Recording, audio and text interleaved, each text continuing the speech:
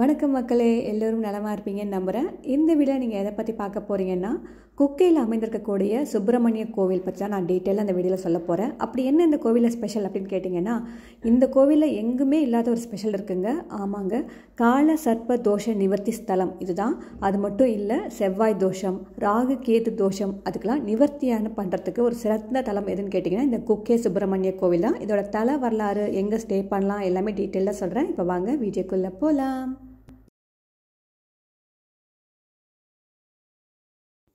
நாங்கள் குக்கே முருகர் கோவிலை May month தான் விசிட் பண்ணோம். எக்ஸாக்டாக செவ்வாய்க்கிழமை தான் இங்கே வந்தோம். பொதுவாக செவ்வாய்க்கிழமை வீக்கெண்டெல்லாமே பார்த்திங்கன்னா க்ரௌடு கொஞ்சம் அதிகமாக தான் இருக்குது.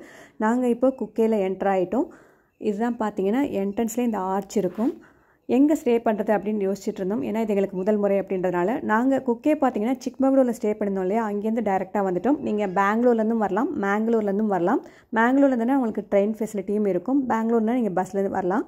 எக்ஸாக்டாக பார்த்தீங்கன்னா எங்கேருந்து வந்தாலுமே 250 கிலோமீட்டர்ஸ் 2 to 3 hours ட்ராவல் கண்டிப்பாக இருக்கும். இப்போ பார்த்தீங்கன்னா நல்ல மழை.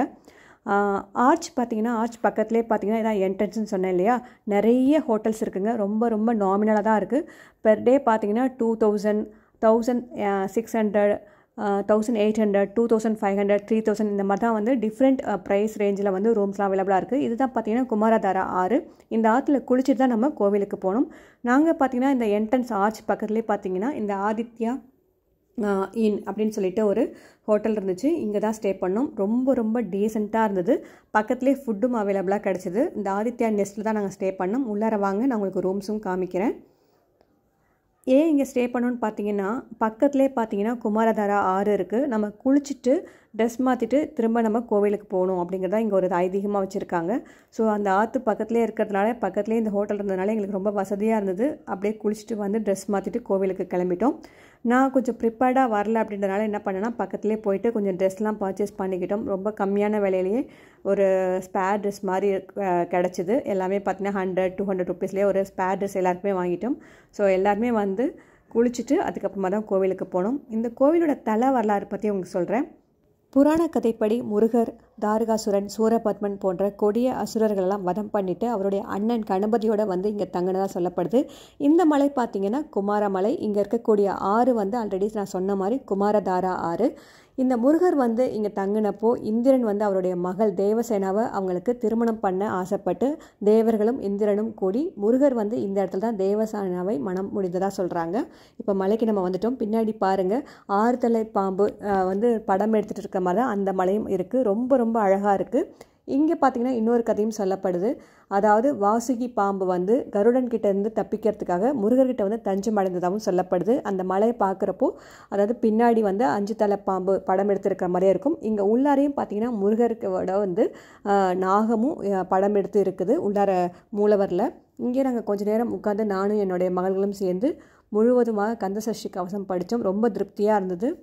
இந்த கோவிலில் ஆல்ரெடி சொன்ன மாதிரி காலசர்ப்ப தோஷ நிவர்த்தியாக இருந்தாலுமே குழந்தையின்மை, திருமண தடைகள், உடலில் நிறைய நோய்கள் இருக்குது. முக்கியமாக சரும நோய்கள், மன கஷ்டங்கள், மனக்கவலைகள், மனக்குழப்பங்கள், மனம் சம்பந்தப்பட்ட நோய்கள் எல்லாத்துக்குமே பார்த்திங்கன்னா இந்த கோவிலுக்கு போனால் முழுமையாக விடுதலை கிடைக்கும் அப்படின்னு நம்பப்படுது.